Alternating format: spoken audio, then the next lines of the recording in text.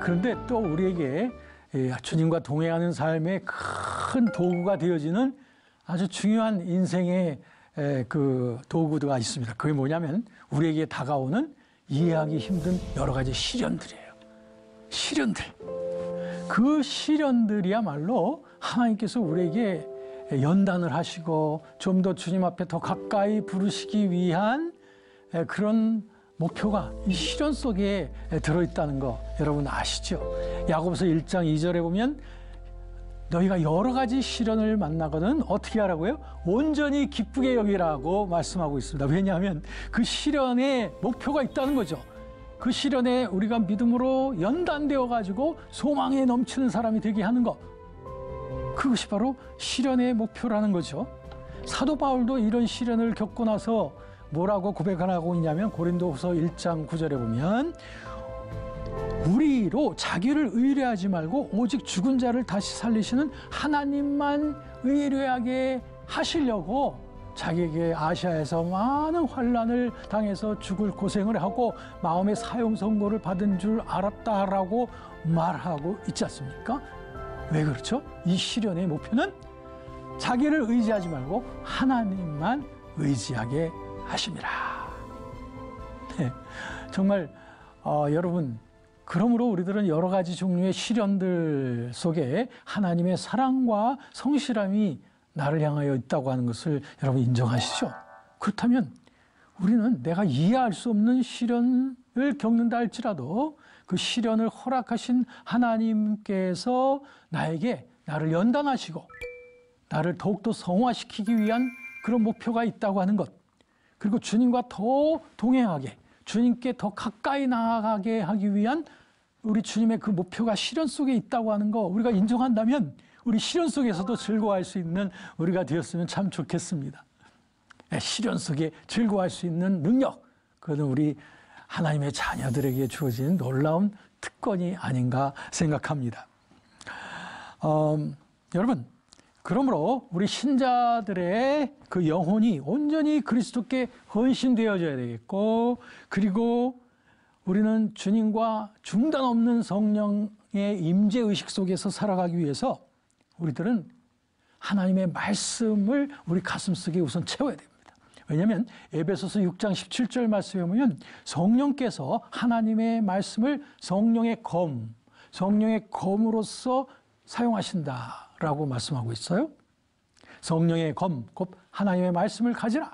골로새서 3장 15절에 보니까 그리스도의 평강이 너희 마음을 주장하게 하고 그리스도의 말씀이 너희 속에 충만히 구하도록 하라고 말씀하고 있지요.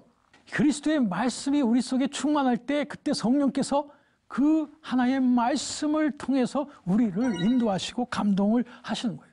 성령께서 우리를 인도하시고 감동하는 것에 가장 힘있게 사용할 수 있는 그 수단이 바로 하나님의 말씀인 거예요. 우리가 하나님의 말씀이 내 속에 없다면 성령께서는 우리를 인도하시고 우리를 감동하시기 위해서 하나님 말씀이 없는 말씀 아닌 다른 어떤 것들을 자꾸 수단으로 사용하셔야 될 거예요.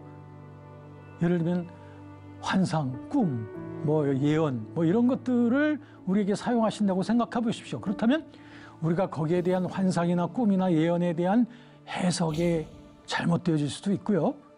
그것이 사람들의 주관적인 체험 속에서 잘못 해석되어질 경향성이 상당히 많습니다. 그러나 성령께서 영원하신 하나님의 말씀, 1.1핵도 변함이 없는 하나님의 말씀을 통해서 우리에게 감동을 주시고 인도하신다면 그야말로 최고죠.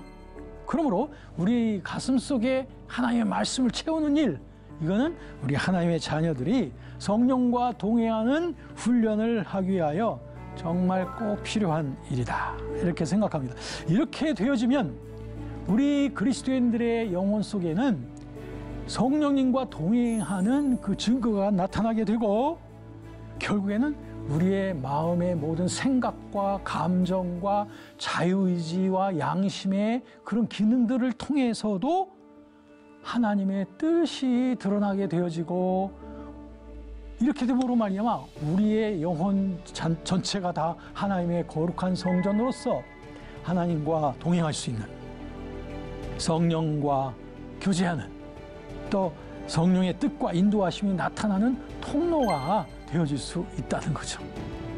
그러므로 여러분, 우리가 주님과 신령한 교제를 하기 위해서 기도원을 갈 때도 있고 금식 기도를 일주일 동안 할 수도 있겠지만, 이보다 더 근본적인 것은 하나님의 말씀으로 우리 자신을 채우고, 그리고 주님과 동행하기 위해서 내 의식적인 그런 우리 생각과 감정과 그리고 의지를 주님 앞에 드리면서 쉬지 않고 교제하려고 노력하면, 그렇다면 우리는 일상 속에서 우리들은 성령과 동행하는 그 신령한 생활이 우리에게 가능하다고 하는 것을 우리가 경험하게 되는 겁니다. 신학자인 스티븐 하퍼가 이런 말씀을 했습니다. 영적 발전의 목표는 우리의 삶이 가면 갈수록 더 하나님을 알아가고, 또 하나님께 나의 삶을 더 맡기고, 그리고 우리의 삶에서 하나님이 하시는 일을 점점 더 많이 보는 것, 이게 바로 영적 발전의 목표다, 이렇게 말했습니다. 여러분 충분히 공감이 가시죠?